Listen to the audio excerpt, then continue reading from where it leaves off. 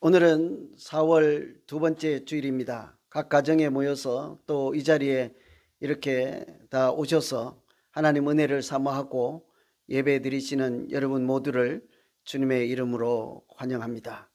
예수님께서 부활하신 다음에 제자들을 찾아가서 일일이 만나 주셨듯이 오늘 이 자리에 오셔서 여러분 각자 한 분 한 분 만나 주시고 또 함께 하심으로 은혜가 충만한 예배 되기를 간절히 기원합니다. 이제 다 같이 신앙 고백하심으로 오늘 예배를 하나님께 올려드리겠습니다.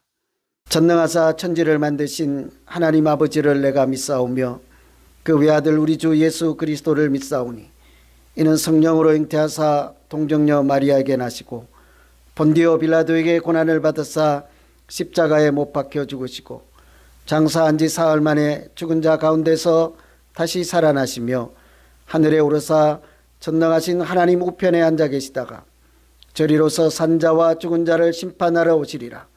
성령을 믿사오며 거룩한 공회와 성도가 서로 교통하는 것과 죄를 사하여 주시는 것과 몸이 다시 사는 것과 영원히 사는 것을 믿사옵나이다.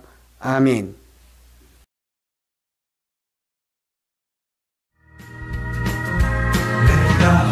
속에서 헤맬 때에도 주님은 함께 계셔. 내가 시험 당하여 괴로울 때도 주님은 함께 계셔. 기뻐 찬양하네 할렐루 할렐루야 할렐루 할렐루야. 우리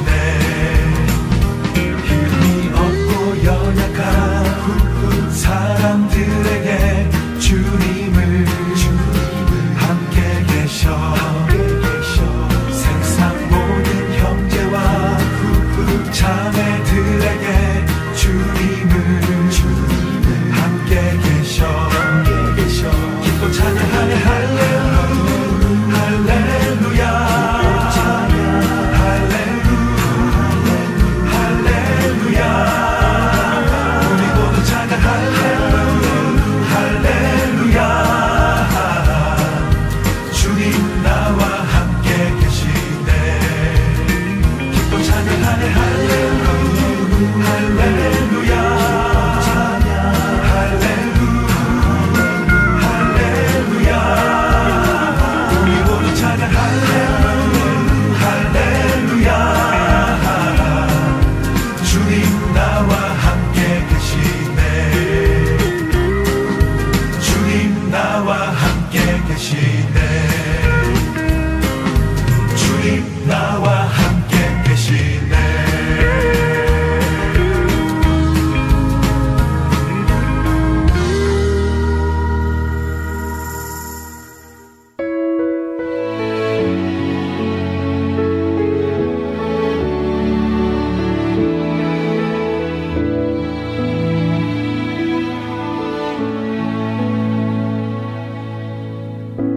주께 가오니 날 새롭게 하시고 주의 은혜를 부어주소서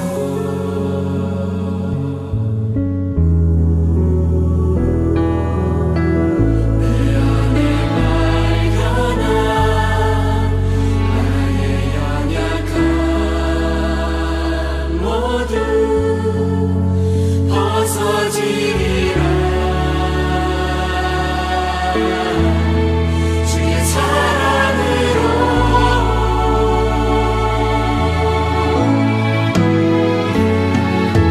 주 사랑 나를 붙드시고 언제나 주 곁에 날 이끄소서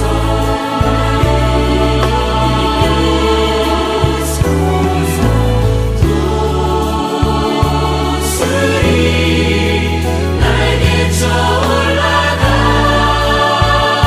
올라가듯 나 주님과 함께 일어나 걸으리 주의 사랑 안에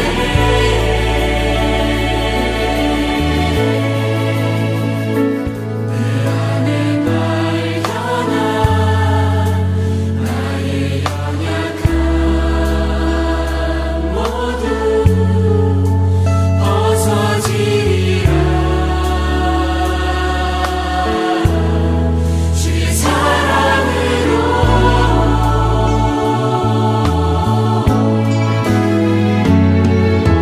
주 사랑 나를 붙드시고 언제나 주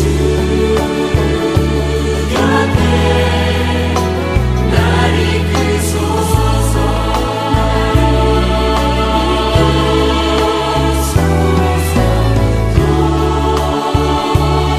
도술이 날개쳐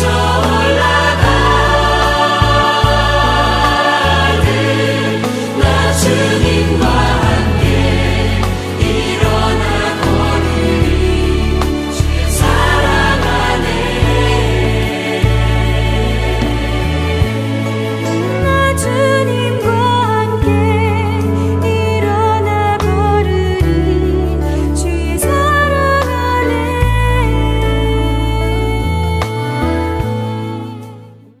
오늘 우리에게 주시는 하나님 말씀은 사도행전 4장 13절부터 22절까지 말씀입니다. 하나님 말씀 봉독해 드리겠습니다. 그들이 베드로와 요한이 담대하게 말함을 보고 그들을 본래 학문 없는 범인으로 알았다가 이상히 여기며 또 전에 예수와 함께 있던 줄도 알고 또 병 나은 사람이 그들과 함께 서 있는 것을 보고 비난할 말이 없는지라 명하여 공회에 나가라 하고 서로 의논하여 이르되 이 사람들을 어떻게 할까 그들로 말미암아 유명한 표적 나타난 것이 예루살렘에 사는 모든 사람에게 알려졌으니 우리도 부인할 수 없는지라 이것이 민간에 더 퍼지지 못하게 그들을 위협하여 이후에는 이 이름으로 아무에게도 말하지 말게 하자 하고 그들을 불러 경고하여 도무지 예수의 이름으로 말하지도 말고 가르치지도 말라 하니 베드로와 요한이 대답하여 이르되 하나님 앞에서 너희의 말을 듣는 것이 하나님의 말씀을 듣는 것보다 옳은가 판단하라. 우리는 보고 들은 것을 말하지 아니할 수 없다 하니 관리들이 백성들 때문에 그들을 어떻게 처벌할지 방법을 찾지 못하고 다시 위협하여 놓아 주었으니 이는 모든 사람이 그 된 일을 보고 하나님께 영광을 돌림이라. 이 표적으로 병 나은 사람은 40여 세나 되었더라. 아멘. 오늘은 하나님이 주시는 변화라는 제목으로 하나님 말씀 증거하겠습니다. 사람은 흔히 변하지 않는다고들 하죠. 사람이 변하지 않는다 하면 아마 여기 계신 분들 또 가정에 계신 분들 대부분은 수긍하지 않을까 싶습니다. 그래 맞아, 사람은 변하지 않지. 혹 죽을 때나 되면 모를까. 아니야, 사람은 죽을 때가 되어도 변하지 않는 것이 사람이야 하고 우리는 은연중에 사람이 변화되는 것, 성숙하는 것에 대해서 부정적인 견해를 가지기가 쉽습니다. 불치병을 고치거나 사람이 할 수 없는 일을 하는 것을 보면, 그런 특이한 일이 일어나는 것을 보면 우리가 기적이라고 하죠. 그런데 기적 중에 기적, 가장 놀라운 기적은 사람이 변화되는 것이라 할 정도로 우리는 사람이 변하는 것에 대해서, 성숙해지는 것에 대해서 부정적으로 생각하며 좀처럼 변하지 않는다 하는 고정관념을 가지고 그렇게 변화를 기대조차 하지 않을 때가 종종 있습니다. 심지어 교회를 다니고 하나님을 믿는 사람들조차도 별 소용이 없다, 그렇게들 이야기하죠. 저 사람 교회 다녀도 소용없다. 무슨 말이겠습니까? 교회를 다니고 예수를 믿어도 변화받지 않는다, 변화되지 않는다 하는 소리 아니겠어요? 그래서 가끔 믿음보다 성품이 좋아야 한다 하는 그런 말을 주고받을 때가 있습니다. 저도 가끔 그런 대화를 하고 나면 맞다, 사람은 얼마든지 변할 수 있는데 우리가 먼저 그런 고정관념을 가지고 있었구나 하고 생각을 고쳐 먹을 때가 있습니다. 여러분은 어떻게 생각하십니까? 사람이 예수 믿으면 변화를 받습니까? 아니면 교회를 다니고 예수를 믿어도 전혀 변화되지 않습니까? 어느 쪽에 서시겠습니까? 성경은 이렇게 말씀하십니다. 누구든지 그리스도 안에 있으면 새로운 피조물이라, 이전 것은 지나갔으니 보라 새 것이 되었도다, 그렇게 말씀하시죠. 그리스도 안에서 사람이 얼마든지 변화될 수 있다고 하는 것이죠. 저는 가끔 깜짝깜짝 놀랄 때가 있습니다. 옛날 모습과 너무나도 다른 사람이 되어서 살아가는 사람들을 볼 때 새삼 놀랄 때가 있지요. 완전히 다른 새로운 사람으로 살아가는 사람들, 예수 믿는 것 하나 때문에, 교회 다니는 하나 때문에 새로운 피조물로 살아가는 사람들을 사실은 제가 많이 알고 있거든요.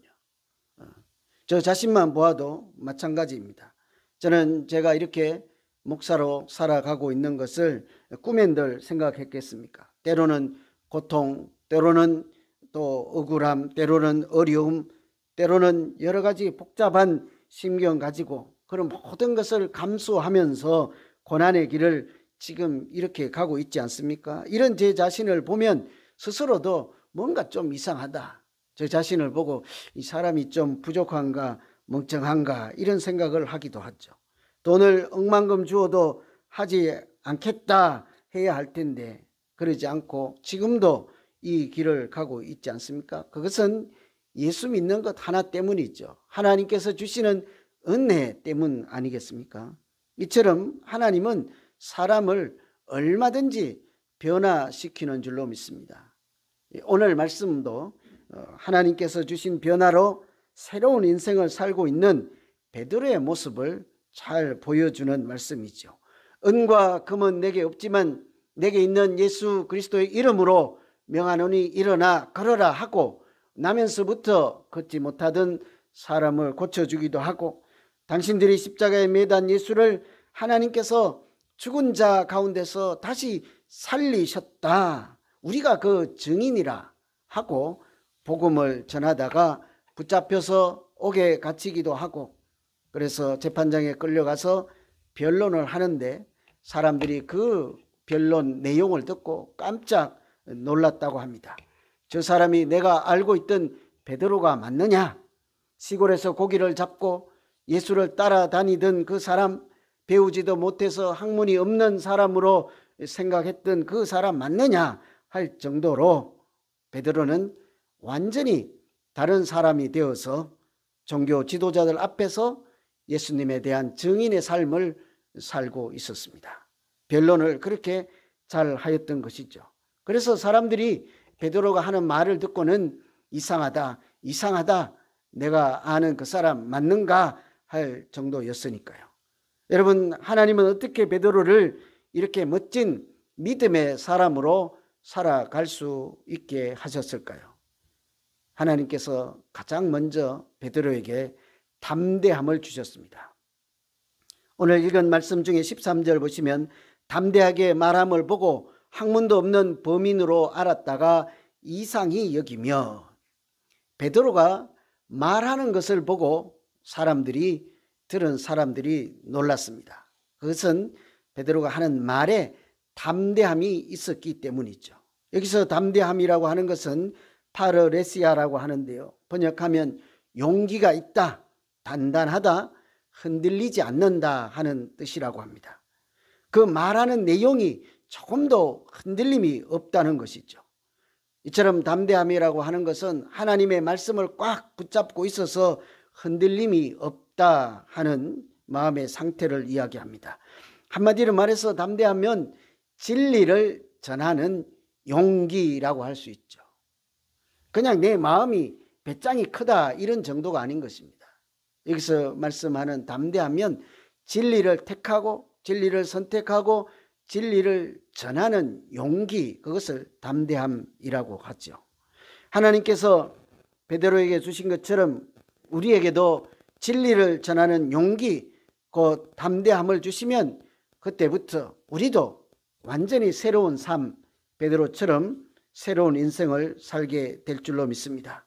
하나님 보시기에도 아름답고 세상 사람들이 보기에도 참으로 멋진 인생을 살게 될 것입니다.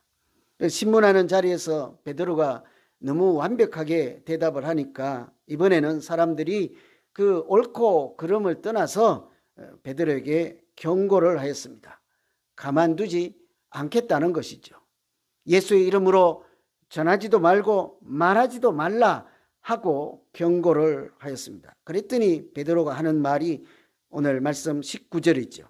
하나님 앞에서 너희의 말을 듣는 것이 하나님 말씀 듣는 것보다 옳은가 판단하라.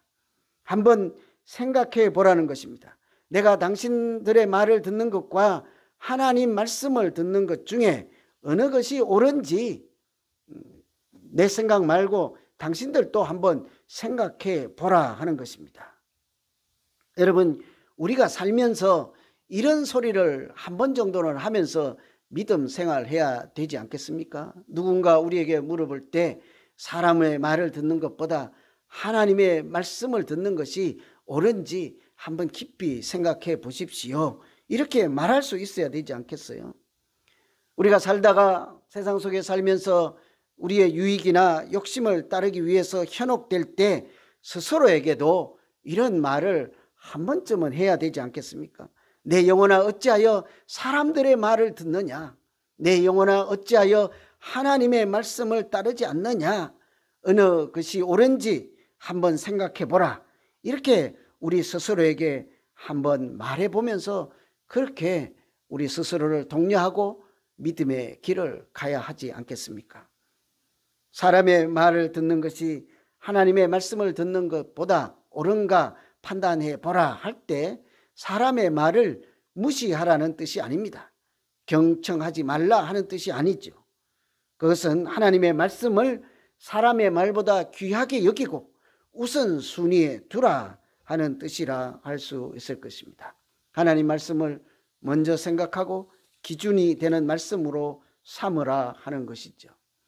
20세기의 프랑스 사상가 또 시인인 사람 폴 발레리라고 하는 사람이 있었습니다. 이 사람은 얼마나 유명한가 하면 이 사람이 죽었을 때 시인이란 말이에요. 공무원도 아니고 고위 공직자도 아닌데 국가에서 국장으로 장례를 치러줄 만큼 아주 유명한 사람이었습니다. 그가 여러 가지 영향력을 행사하고 유명한 말씀을 많이 남겼지만 그 중에 하나 기억나는 말씀이 있습니다. 용기를 내어 생각하는 대로 살지 않으면 머지않아 당신은 사는 대로 생각하게 될 것입니다. 다시 한번 들어보시죠. 용기를 내어 생각하는 대로 살지 않으면 머지않아서 사는 대로 생각하게 될 것이라. 여러분 좀 혼동스럽습니까? 사는 대로 생각을 해야 맞습니까? 아니면 생각하는 대로 살아야 옳습니까? 잘 구분이 안 될 수가 있는데요. 한번 잠깐 같이 생각해 보시죠. 우리가 사는 대로 생각할 것이 아니라 먼저 생각을 하고 무엇이 옳은지 그른지 무엇이 하나님 말씀에 합당한지를 깊이 생각해 보고 그 양심에서 옳다 하는 그래서 들려진 하나님 말씀 붙잡고 살아야 하지 않겠습니까? 그래서 생각하고 사는 것이 맞는 것이죠. 사는 대로 생각하다 보면 내가 도둑질을 하고 삶이 도둑질이라 치면 그 도둑질이 맞다 하고 착각하면서 살 수 있는 것 아니겠어요? 내가 하는 것을 다 합당하게 이렇게 옳다 여기며 착각하고 얼마든지 살 수 있는 것이 사람의 연약함이죠. 그래서 우리가 생각 없이 살기 전에 깊이 먼저 생각하고 무엇이 하나님을 기쁘게 하는 것인지 무엇이 하나님 말씀에 합당한 삶인지를 생각하고 양심은 그것을 다 깨닫고 알지요. 그 양심이 선택하고 또 깨달은 바를 붙잡고 살아가는 것이 하나님 앞에서 바르게 살아가는 태도 아니겠습니까? 그래서 진정한 그리스도인이라고 하면 사는 대로 생각하는 사람이 아니라 생각하는 대로 용기를 가지고 사는 사람이라고 해야 할 것입니다. 주님 안에서 하나님이 내게 주신 생각 그대로 살기란 참 어렵습니다. 그럼에도 불구하고 하나님이 주신 생각을 붙잡고 한번 살아보아야 하겠다고 씨름하는 사람, 그런 사람들이 그리스도인이라고 해야 되겠죠. 다른 말로 하면 하나님께서 주신 말씀을 붙잡고 말씀대로 순종하며 살아보려고 애를 쓰는 사람들이 생각하며 사는 사람이라 할 수 있을 것입니다. 영국의 유명한 설교가인 조지 휘트필드는 이렇게 말을 했습니다. 당신에게 꿈이 있다면 조급히 서두르지 말라.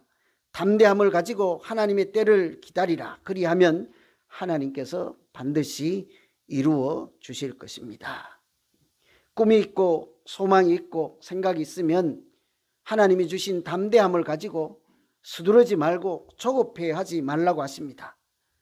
담대함으로 그 진리를 전하고 기다릴 수 있는 용기를 가지고 하나님의 때를 기다리면 하나님께서 반드시 이루어 주시기 때문이라고 하죠.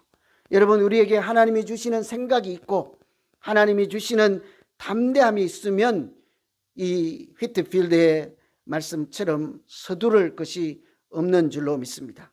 하나님이 베드로에게 하신 것처럼 우리에게도 담대함을 주셔서 진리를 전하는 용기를 가지고 복되고 아름답게 살아가는 우리 모두 되기를 간절히 소망합니다. 두 번째로 베드로를 하나님께서 믿음의 사람으로 살게 하실 때에 사명에 대한 열정을 주셨습니다. 20절에 보시면 우리가 보고 들은 것을 말하지 않을 수가 없다.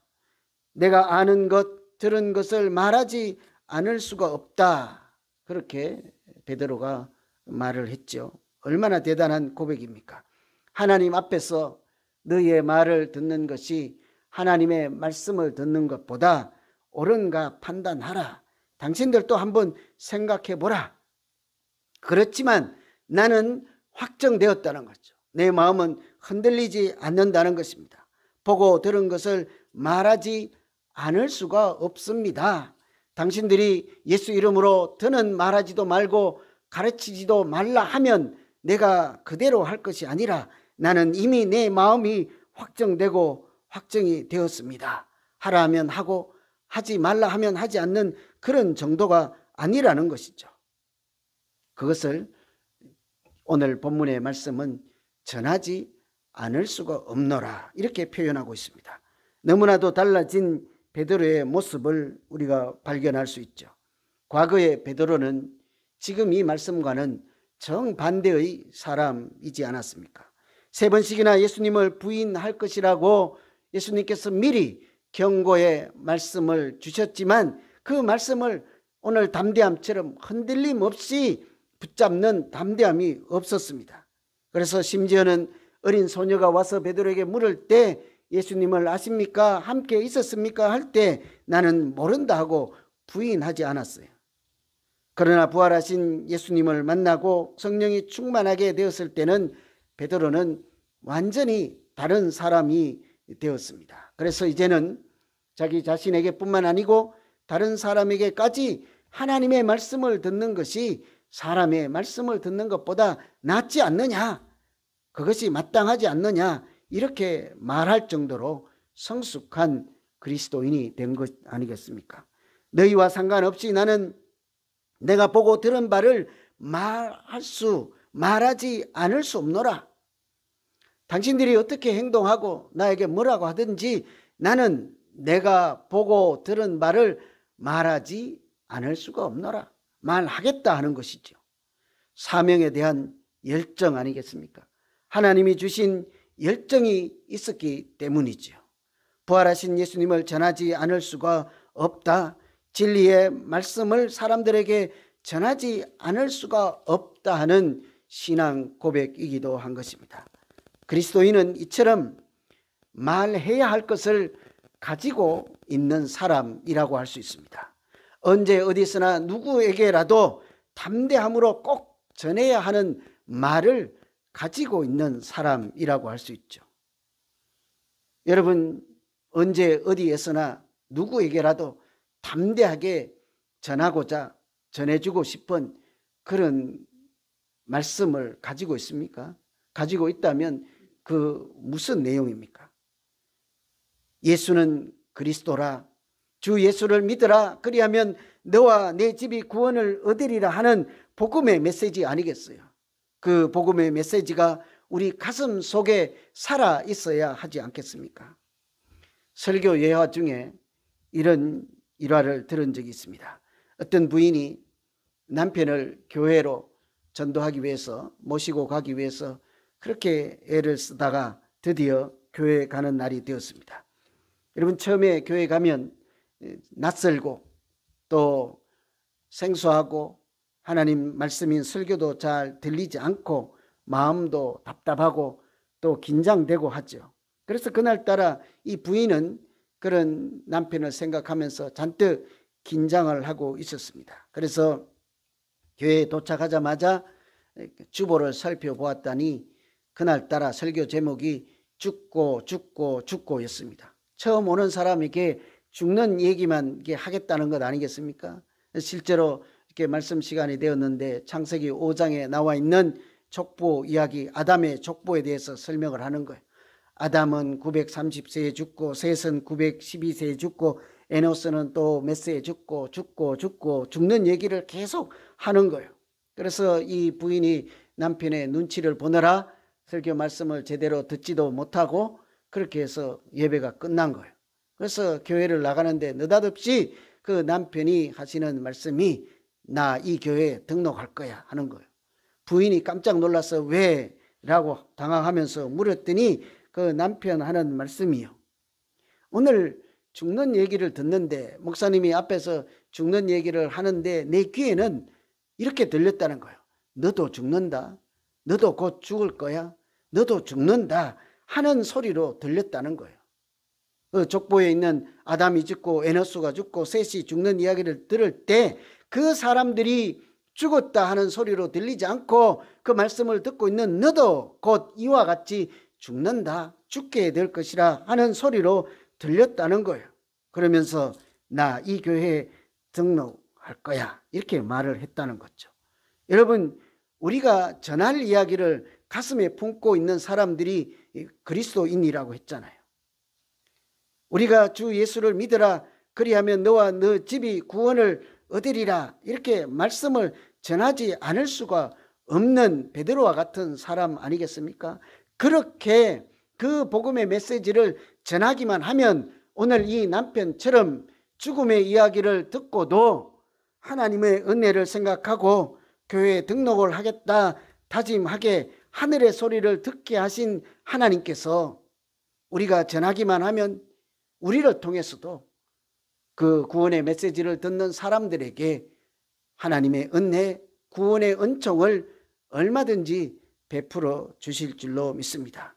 그래서 우리가 할 일은 단순히 전하지 않고는 견딜 수 없습니다 하는 사명에 대한 하나님이 주신 열정을 숨겨두지 않고 내 속에 묻어두지 않고 잘 사용하는 것이라 할 수 있겠죠.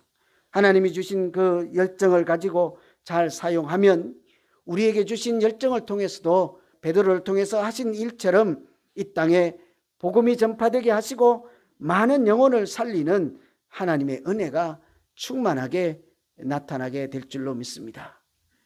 이제 오늘 말씀 생각하면서 우리 같이 한번 기도하겠습니다. 하나님 아버지,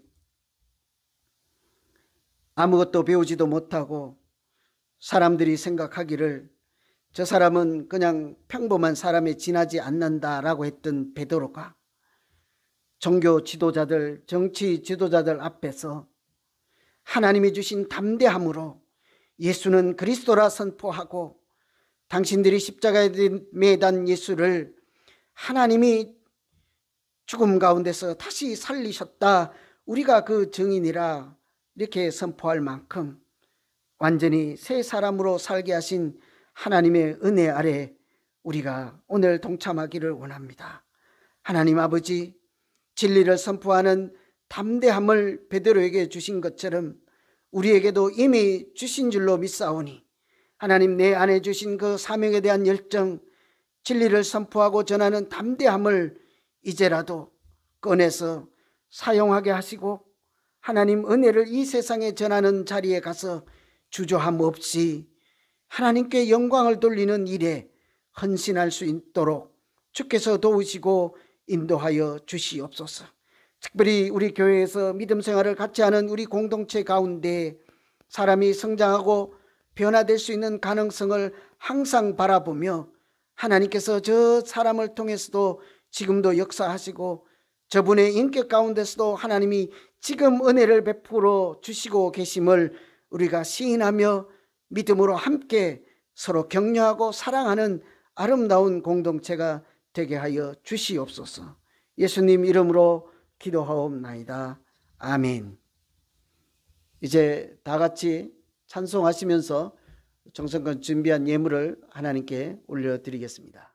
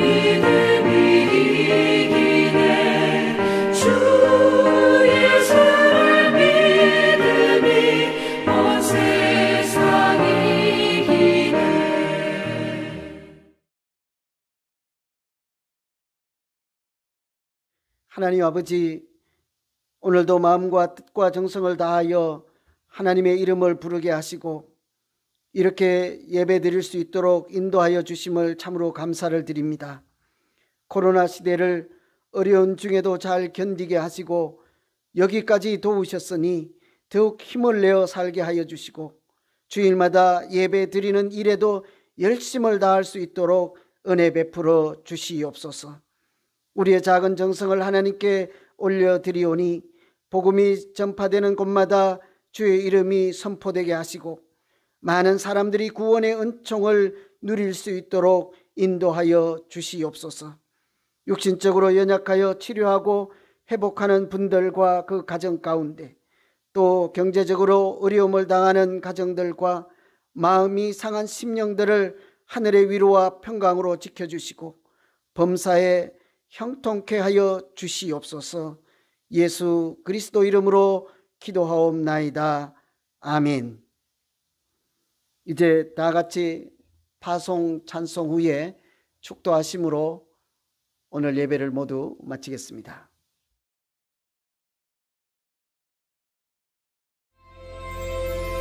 주님 다시 오실 때까지 나는 이 길을 가리라. 좁은 문 좁은 길 나의 십자가 지고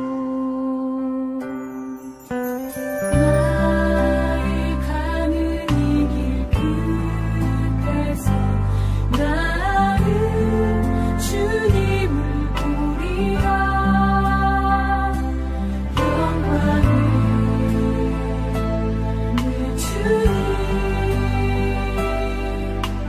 나를 맞아주시오.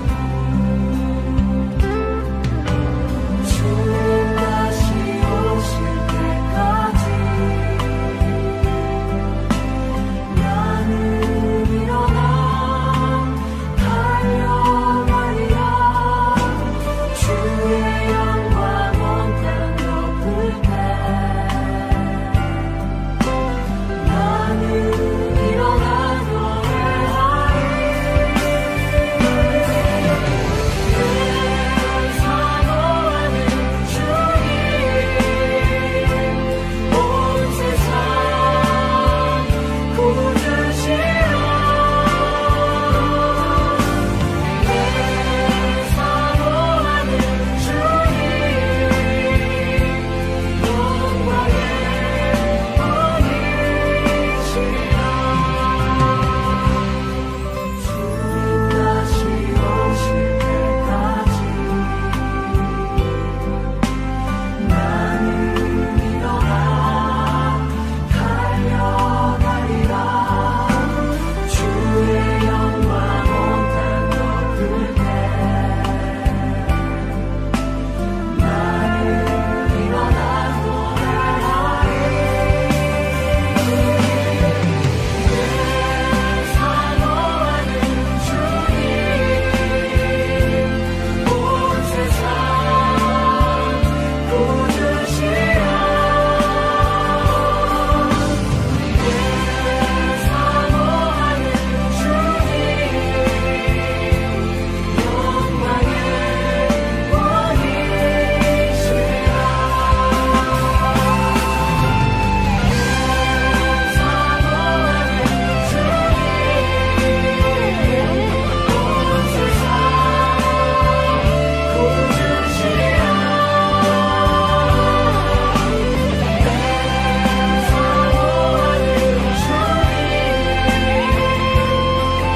영광의 왕이시라.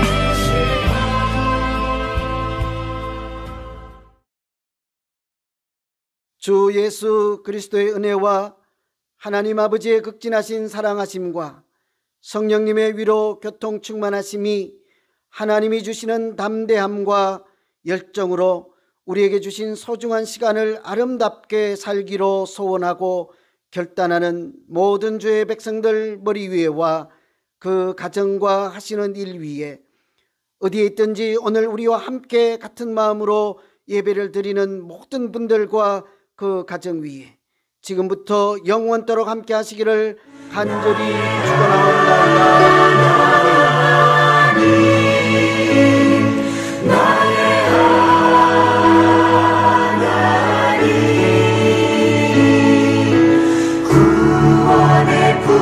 불이시요 나의 산성이라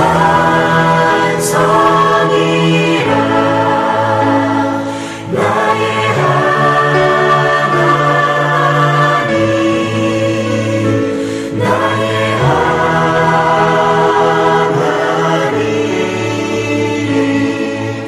그는 나의 여호와 나의 구세주 나의 힘이 되신 여호와여